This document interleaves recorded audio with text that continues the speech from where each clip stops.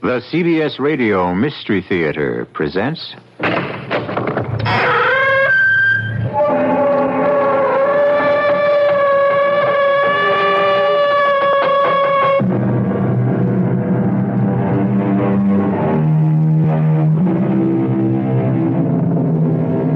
Come in. Welcome. I'm E.G. Marshall.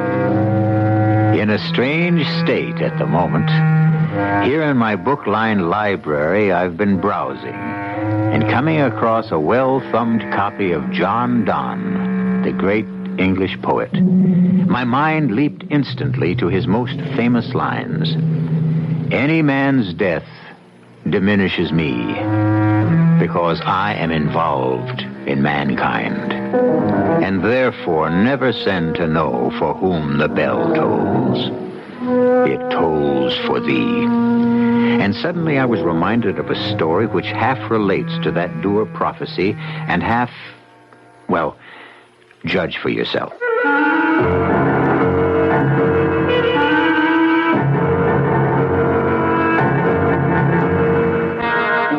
Our mystery drama, When the Death Bell Tolls, was written especially for the Mystery Theater by Ian Martin and stars Mary Jane Higby and Rosemary Rice.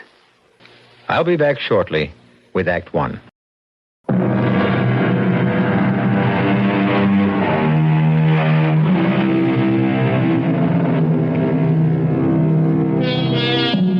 There is no terror greater than the terror of the unknown.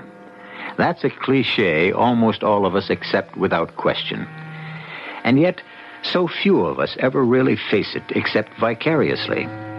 But the shakiness of the simple matter of living through each day and reaching for tomorrow touches all of our lives at one time or another.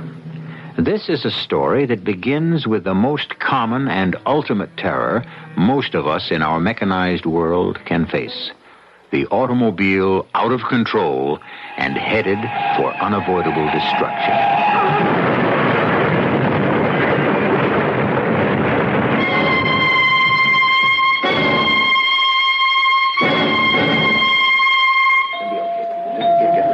All right, everyone, cool it. Dr. Anzuli? Yes, Doctor. Have the orderlies get the man into emergency and get me a rundown on him. Right away, sir. The woman is dead. Nurse, take her to the morgue. Yes, Dr. Hunt. Okay, Sergeant. How'd it happen? Well, I was on patrol with my buddy, Doctor, and we just called in our 2 a.m. check, and we heard this crash. Now, from the sound of it, I knew it had to be Slate's Corner. Why? And if you don't mind, tell me as we walk into emergency. Now, I don't know if you know that road. Yes, Bayberry Lane. Bayberry Lane, right where it takes that almost 45-degree turn. With old man Slate's private brick wall facing you if you don't make it. And that's what they hit, huh? Oh, just about head on. He'd started to make a left turn, so the passenger side took the worst part of the collision. And that's why the woman is dead. There was fire, too. Damn car went up like a rocket. The guy managed to roll out and get away from the flames, but the woman, well, you saw her. Yes, and she was lucky at that. Her neck was broken at the moment of impact. Probably never even felt the flames. There wouldn't be none of her left if we hadn't been able to hook her out of there. The car was still burning when we left with the ambulance. You know who they are? And we got some identification off the guy, driver's license, etc. Dana Trent's his name. Okay. Suppose you give the admitting office all the information you got while I check Mr. Trent out with Dr. Renzulli. Yeah, I'll take care of it. Oh, how's it look, Dom? He's in shock, Doctor. I've got whole blood on the way. 4 quarts. Heaven knows how much he's lost. From where? He must have stuck his hand through the windshield. Both the radius and the ulna are green stick fractures, and the radial artery was cut. I'm suturing it now. Oh, that's fine, nurse. Yes, bring the tree around to this right side. Yes, Dr. Mitchell. And get me a canola. You got to make the cut down fast and get some blood into this baby. What size, Doctor? Biggest we got. You're going to have to move fast. Swab. Yeah, that's it. Vein shot to hell. Arteriosclerotic. Let's have the needle. Can't get through that junk. Give me a smaller one. He's too young to have hardening arteries like that. Must be a high liver. There. That's better. Is the blood moving? Yes, Doctor, it's starting to feed in. Okay. How are you coming down? I got the fascia sutured. You want me to do the fancy work? No, I trust your embroidery. Yeah, it's funny. If it's funny, tell me. I could use a laugh. No, not funny that way. When I was talking to the sergeant, from his report, he must have gotten to the accident within a couple of minutes. They had a tourniquet on Mr. Trent here as soon as they had him in the ambulance. And the police must have done something to stem the bleeding till it got there. So how come he's lost so much blood? Search me. You can see in what deep shock he's in. Did you palpate him at all? No, I was too busy fixing up his arm. Okay, nurse, move his other arm out of my way. But make sure that blood keeps feeding. Yes, sir. There's no sign from the outside he hit that hard. Well, he took most of the force of the shock on his arm. Abdomen is pretty rigid. Yeah, I don't like the feel of his liver. And I can't locate the spleen. Nurse. Yes, sir. Alert OR, possible emergency operation. Hepatography. See if Gentry's free to assist. Yes, Dr. Hobbs. What about anesthesia? I'll get Dr. Schultz for the anesthesia, general inhalation. But tell him the spleen is involved. Yes, sir. What's the matter, Dom? You slip a stitch? No, sir. Maybe I speak as a poor old 27-year-old resident internist, but is an operation really necessary? If there's liver damage, can't we control it medically? It could be fatal not to go in and stop the bleeding, I'm sure, is there. Or it could be just as fatal to operate while he's in deep shock. It's a toss-up. But we don't have to argue about it yet. Let's get him into X-ray and patch up his other troubles. You handle that while I go out and see the sergeant and find out a little bit more about just who this carcass is that we're arguing about. How's the patient, Doc? It's touch and go, Sergeant. Did you get an identification? Did I? And have we bought ourselves a live one? See, this guy Trent. Now, reason I guess none of us reacted too much to his name is he's been out of the picture a long time. I thought they got divorced. Who? Laura Stanton and him. Laura Stanton? The Philadelphia Stantons. Multi-millionaire family. See, she married this actor who turned out to be a real bad actor maybe 20 years ago. Oh, well, they'd be out of my circles. Well, them kind of people are outside of my circle in one way, and in another way they ain't. Now, I just talked to the lieutenant, and he wants to keep this under wraps until we get the story straight. Now, first of all, is this guy going to live? I can't answer that, Sergeant. He's an X-ray now, and where we go from there is an open book. But one thing I do know, that now he's identified, we've got to get his family or his nearest relative here fast. I guess that'd be his daughter. And let me have her phone number so I can bring her in. My guess is that an emergency operation is indicated. Technically, I'd need permission to go ahead with the risk involved. Well, you're busy, Doc. Well, why don't you let me handle that for you? I'll get her down here right away. Okay. I'll be right with you, Dom. He's got some wet plates may tell the story better than we know yet. But I have a hunch I have to operate. And from what you tell me, I'd feel a lot safer if I had the family's permission. I won't let you down, Doc. Now, they're still wet, a little hard to read, but you see on the scanner. Yeah. No broken ribs, maybe the 6th, 7th cracked a little, but no real fracture. Yeah, Dom, I agree. No evidence of fracture, or that the liver was damaged externally. But damn it, this is just a gut reaction. I know there's bleeding there. Dural hematoma, pelvic hematoma, aneurysm, I don't know. I think we got to go in. Only 2 things against that old buddy. What? First, we've got to build him up so he can take the operation. Okay, no argument there, but what's number 2? 2, you've got to keep your own skirts clean. Someone in the family's got to sign a release. There's no problem in that. His daughter has been contacted, and she's on her way to the hospital right now. How's that for timing? Dr. Hobbs? Who? Mrs. Harcourt Stanton. She did? No, I'm expecting a Mrs. Olivia Trent. Oh, wait a minute. That must be the grandmother. Yes, of course. Send her right in. Say, is this the legendary Mrs. Stanton, the one who wore sneakers to the inauguration ball? Well, I know nothing about the lady's idiosyncrasies, Dom. I guess with her background, she can afford to do it. You're about to learn some of her idiosyncrasies. How do you know so much about her? I was born and bred in Paoli, just outside of Philly. I'm a treasure house of knowledge about it and Rittenhouse Square and people like the Stantons.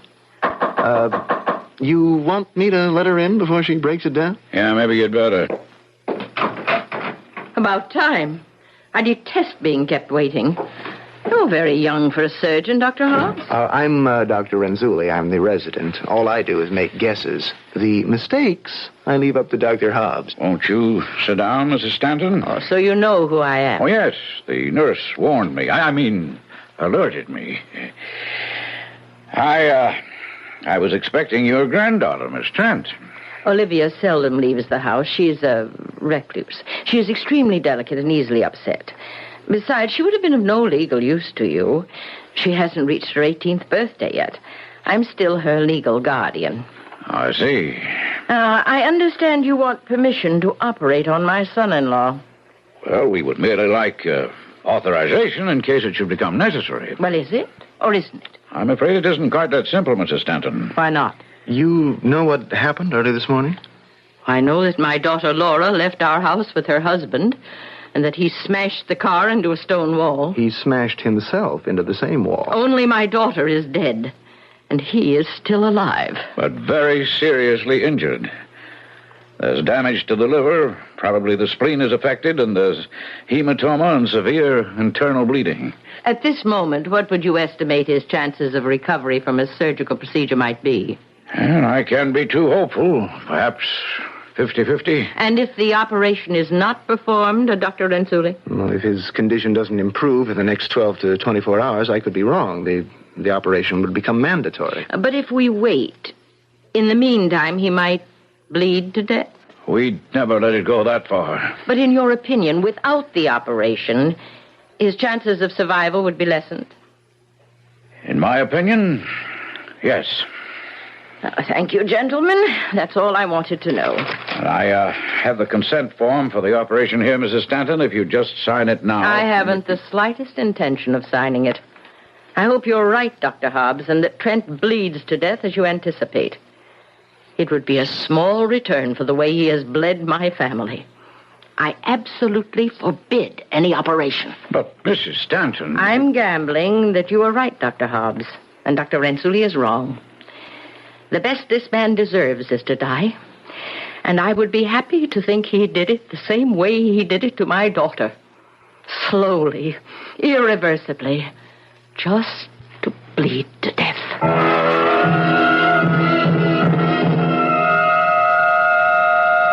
There are drives and forces without the supernatural just as terrifying as the fires of hell, the curses of witches.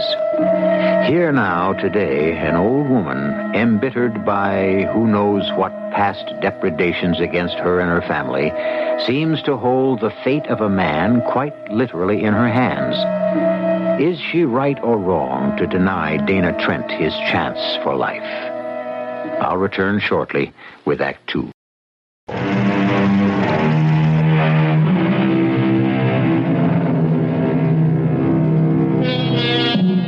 Dr. Mitchell Hobbs, Assistant Chief of Surgery at Temple Hospital, had been on duty for nearly 24 hours.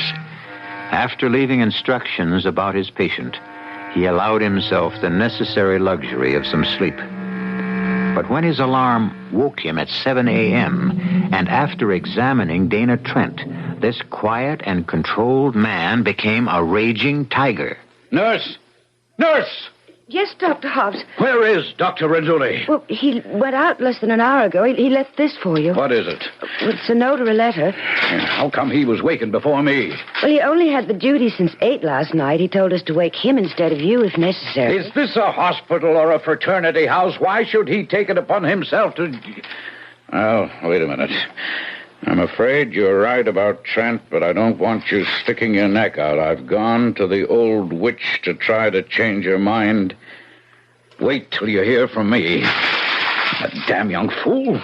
There isn't any time to wait. We might lose the patient. All right, now let's get on the pipe. I want Trent and 516 prepped right away. Alert OR. Yes, sir. Same orders as earlier this morning. If Dr. Rizzuldi doesn't get back within half an hour, I'm going ahead, permission or no permission. I'll need an assistant and a full abdominal team, and the best anesthesiologist you can dig up. Maybe you can still get me Gentry. He only lives a couple blocks away. But I'm serving notice. This is emergency. Capital E. Well, do you have a clearance I can file with surgery, Doctor? No, I don't. If I lose the patient, my neck's on the block. And if anyone wants a scalpel to cut it loose, he can have mine.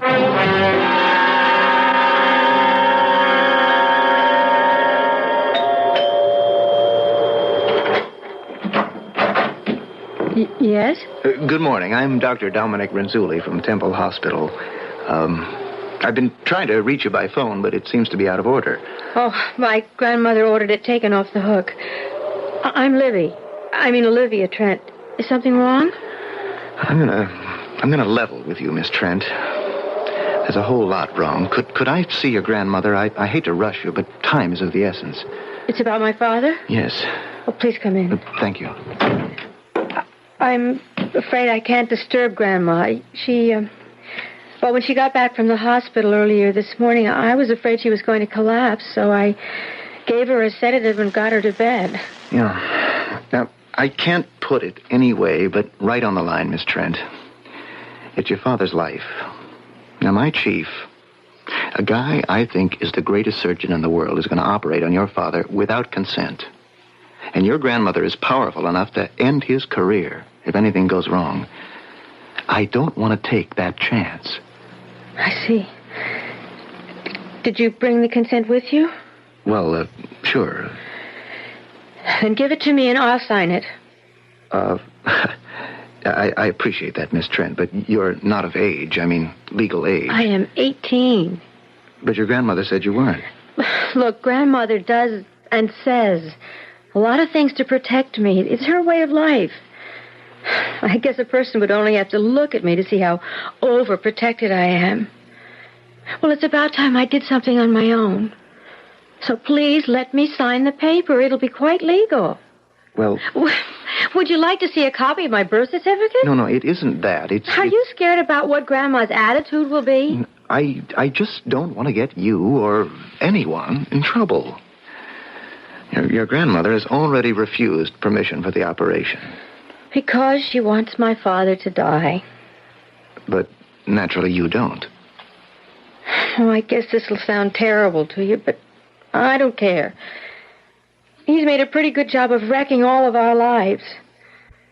But Mother asked me last night... Well, that's beside the point. What it is, I suppose, is whatever else he is a human being, isn't he? Now, where do I sign? If you're sure that you know what you're doing... I'm sure. You ought to read it first. It doesn't matter. She said to save a little love for him. And if that makes her happy, that's what I want. Okay. Is there a table somewhere? Oh, right here by the phone. Give me the pen. Tom, where the hell are you?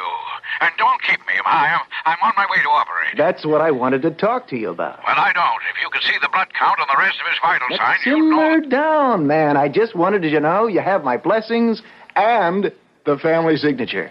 You mean you got that tough old dame to sign a release? I didn't have to tilt that windmill. I have Miss Trent's signature. Oh, but she's underage. Fear not. I am sitting here gazing at a legal document I haven't seen since I did my tour of duty as an intern on the OB floor.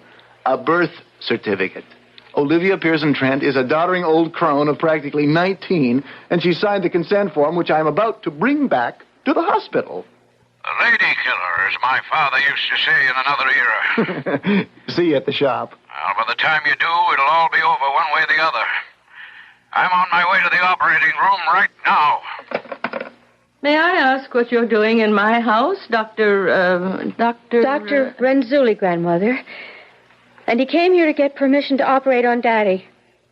And you gave it? Yes. No matter what he's done, no amount of wrongs make a right. Well, I suppose there's no way I really could have stopped it. But before you leave, Dr. Renzulli, I want you doctors to know what kind of man you're trying to save. Mrs. Stanton, No, you forced yourself into this. You'll stay until I shame the devil enough to tar you with the same brush. Grandmother, please. When one is as prominent socially as the Stantons are, and as wealthy, one needs constant protection. Grandmother. Quiet. Especially girls. I tried to protect Laura as carefully as I protect Olivia. But I failed. You can't live other people's lives for them. They have to live their own. Would you want me to have left you free to lead the life your mother led? Maybe if she'd had more freedom of choice, she mightn't have ended up as she did. Are you making me responsible for that? No!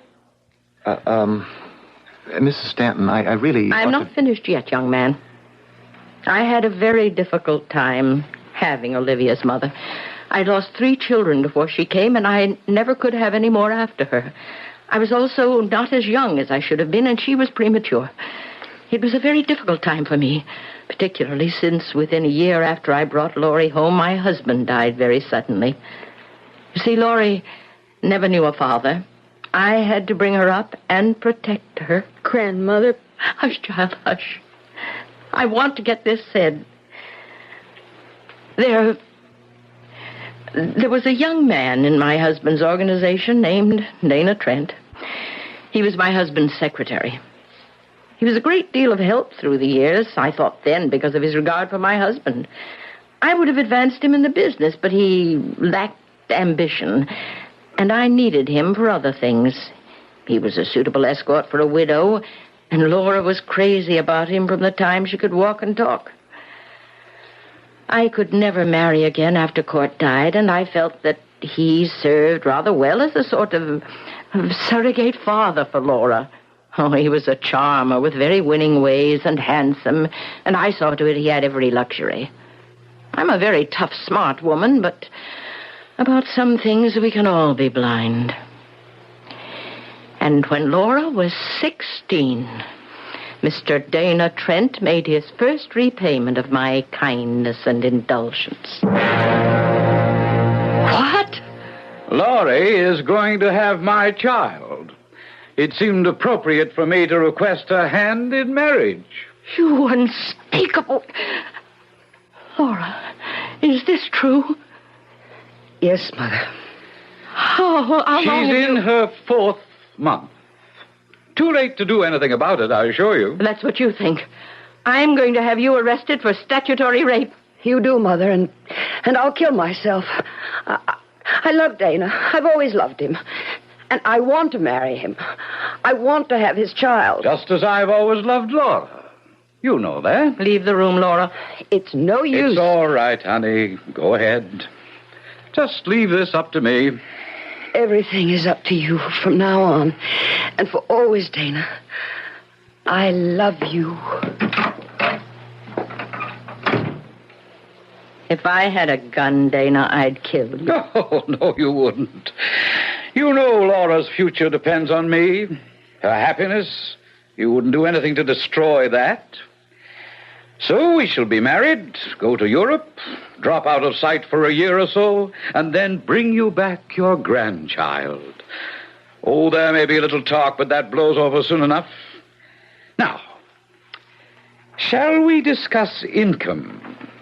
I warn you, I shall expect it to be a rather large one. It was a very large one. And they did bring my granddaughter back to me and abandoned her with me. Oh, I know it broke Laura's heart to leave her baby. But Dana had her spellbound. She was his slave, his to do with as he wanted. I'd wanted love for my daughter, but not a sick love like this. For the next 10 years, he dragged her all over Europe. Scandal after scandal, women, drinking, gambling. Heaven knows what other filth he dragged her through. When I finally rushed to Paris to answer her cry for help, I could scarcely recognize the ghost that opened the door to let me in. Laura. Oh, good Lord. My poor baby. What's happened to you? I lost my baby, Mommy. No, honey. Libby's alive and well. I almost brought her with me. Libby? Olivia, your daughter. Oh. I lost my baby. This other one. Oh, you were pregnant again? Yes. Pregnant. Dana didn't want it. He made me. I went to a doctor. There isn't any more baby. I did it for him. Where is Dana? He left me because I have these things that happen. I'm not myself a lot of the time. Who is Laura? I don't remember. If I can't have Dana, I want my mommy. I want to go home. That's the man you want to save. Your daughter never got a divorce? No, because incredibly, even up to the last, she was in love with him. And besides... My mother was in hospitals and sanitariums until the beginning of this year. She came home for my 18th birthday. And so did Dana Trent, what was left of him. Do you know why, Doctor? No, but, really, Mrs. Stanton, I must get back to... I'm almost finished. Before my husband died, he'd settled a large trust fund on Libby. It came due on her 18th birthday. You gave the money to your mother, didn't you, Libby? Yes. It was mine. And Mother wanted to pay you back for supporting her all these years. I thought if it would make her happy... What she really wanted it for was to run away with your father again. It was found in the trunk of the car after the smash-up. You still want to save that scum, that filth? Mrs. Stanton, I'm sympathetic, and I'm appalled, but doctors are not judges. Our only function is to save lives, good or bad. Very well. I hope you fail, young man, because if you don't, I will not have my granddaughter put through the agony her mother has suffered. I'll find a way to take care of Dana Trent myself.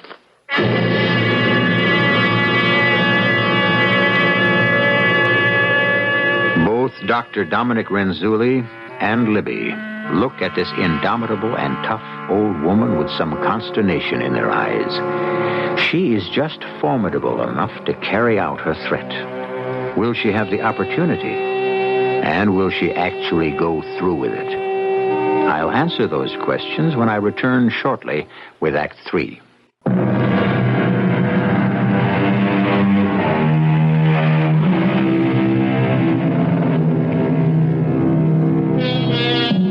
There's an old piece of doggerel which runs, "The rain it raineth on the just, and also on the unjust fella, but chiefly on the just, because the unjust steals the just's umbrella." A truism that is altogether too apt, as in our story here.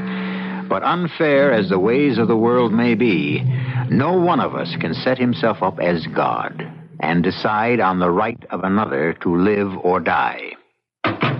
After closing the door on Dr. Renzulli, a weary and unhappy Libby crosses the hall toward the stairs, but is stopped by the imperative voice of her grandmother. Olivia? Yes, Grandmother? Where are you going? Upstairs to lie down. I don't feel very well. I want to talk to you for just a moment. Please, dear. Oh, all right. But not too long. There's been enough talking. I know. I'm sorry I dragged up the awful past. It made me sick to my stomach, too. But I thought, Look, I hope... You know you could never convince any doctor to allow a man to die when there's any possibility of saving him. Oh, I know it consciously. But deep in my subconscious is buried such a hate. A terrible, consuming, driving hate against that man. I won't say his name. That I am willing him to die. And if God doesn't answer my prayer, then... Well, that's my business. No one else's.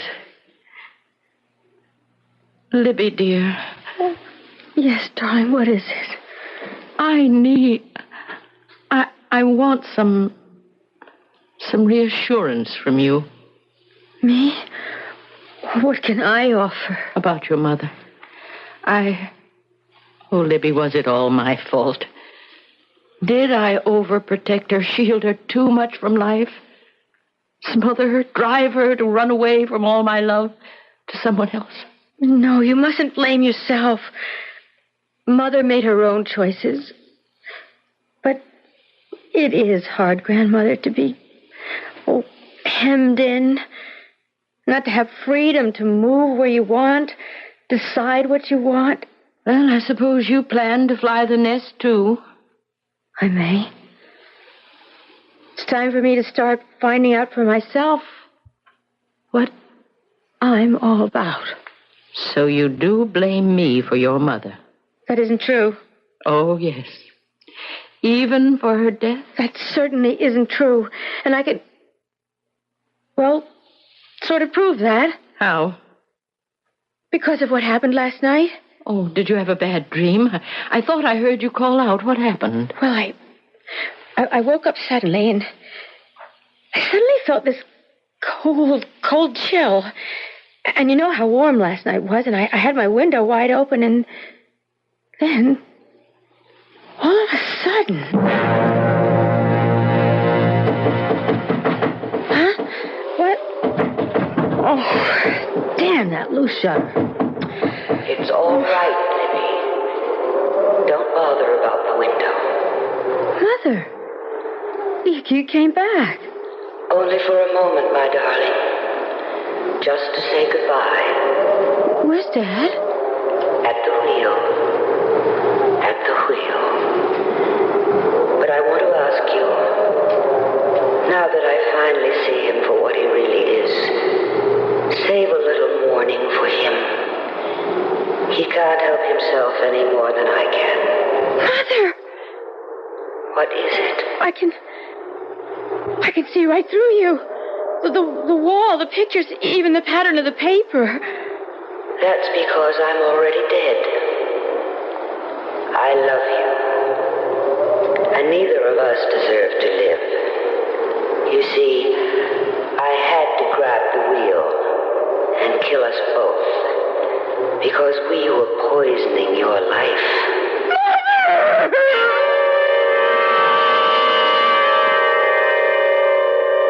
And then suddenly the chill was gone. And the wind disappeared. And the shutters stopped clattering. And it was warm again. But I know it wasn't a dream. How? Because I looked at the clock and it was exactly 10 minutes after 2. When did the police sergeant tell us he heard the crash? That's right. 10 minutes after 2. So Laura came to her senses at last and tried to kill him.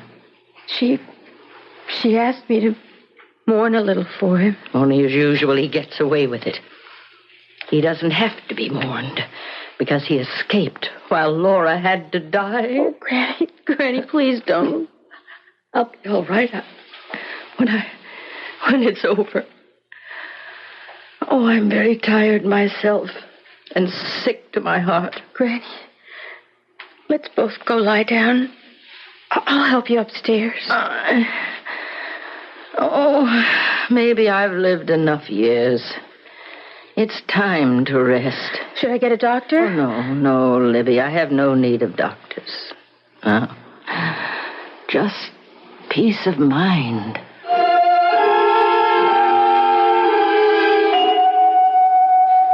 Dr. Dr. Renzulli. Doctor? Why, yes, Miss Trent. What is it? Look, I've got to talk quickly, somewhere more private, please. Come on, I'll take you to Dr. Hobbs' office. What's wrong? It's my grandmother. Have you seen her? Here, I mean. No. Why? Well, shortly after you left this morning, we both went to lie down. I couldn't sleep. I kept worrying because I'd remembered about the gun. What gun?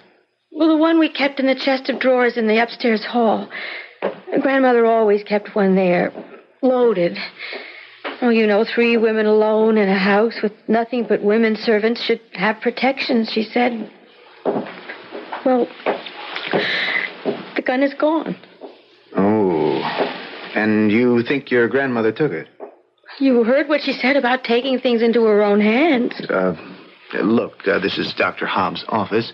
I'll put you in here while I... Libby, what are you doing here? Looking for you. Why are you here? Well, I came to see Dr. Hobbs. His nurse told me that I'm too late. The operation has already begun, so I'm waiting. Why? Well, I have a vested interest in the result. Obviously, my future depends on it. It may be rather a long wait, Mrs. Stanton. May I take your bag and put it somewhere? No. I prefer to keep it myself. I just thought you looked uncomfortable. I am quite comfortable, thank you, Doctor.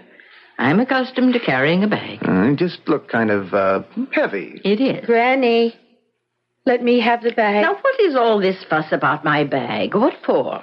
I want the gun you have in it. What gun? The one from the chest in the upstairs hall. The one that is missing. Oh, so you noticed that too, eh? What do you mean, too? I did go for the gun. I had intended to use it, but it wasn't there. Wasn't there? That's right. Oh, don't look so disbelieving and scared. Here, take the bag and see for yourself. I'm quite unarmed and reasonably safe. Well, then who took it? I did a lot of thinking about that. And suddenly, remembering back to your, well, let's say your dream, I suddenly am quite sure it was Dana. Why? Because I don't think your mother went with him willingly. I think that's why... Well, we won't go into that in front of Dr. Renzulli. I think when we check with the sergeant, the gun will be found in the remains of the car. Funny.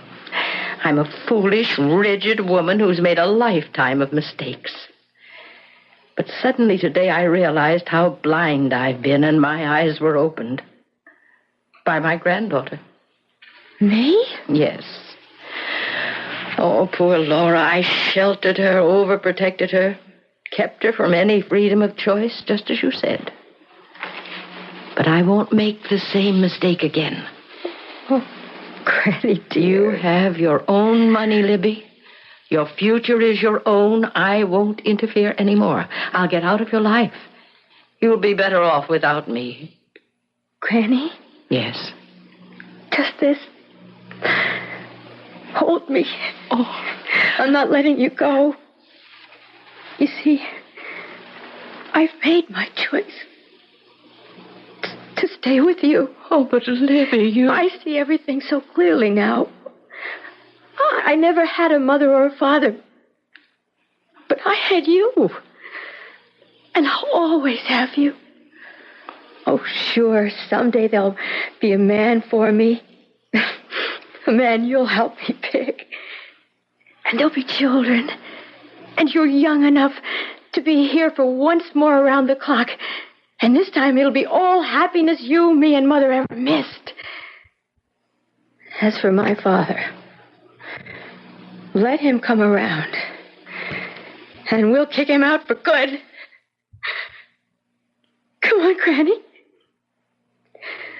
Let's go home and start building a new life. No sense us sticking around. Would you please excuse us, Dr. Renzulli? Of course. And, the best of luck. We don't need it. We'll make our own.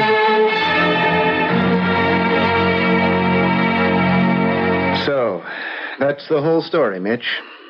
And that's the ever-loving character you plucked from the jaws of death. Well, I had no choice, Dom. But it's lucky she didn't decide to take the law into her own hands. What do you mean? Oh, the operation was a success as far as it went. I fixed up everything the car crash caused. But what 48 years of rough living have done to Dana Trent, no surgeon could fix. He has advanced cirrhosis of the liver and an extra quirk that nature, or maybe Providence, built in.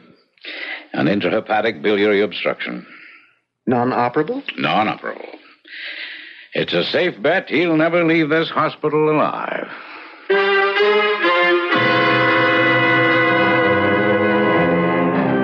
The irony of fate, the justice of God, or just the mathematical certainty that if you roll the dice long enough, you've got to turn up snake eyes.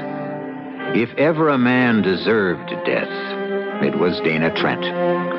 It's a pleasing thought to know that in the end, he made it for himself. I'll be back shortly.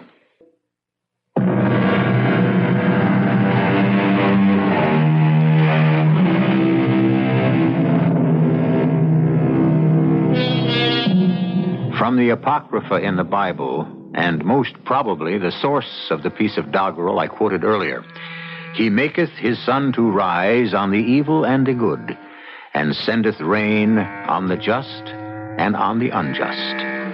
This time the rain fell where I think we all would have wanted it to. And at least for once, evil found its own reward. Our cast included Mary Jane Higby, Rosemary Rice, Joan Lovejoy, Russell Horton, and Ian Martin. The entire production was under the direction of Hyman Brown. This is E.G. Marshall inviting you to return to our Mystery Theater for another adventure in the macabre. Until next time, pleasant dreams.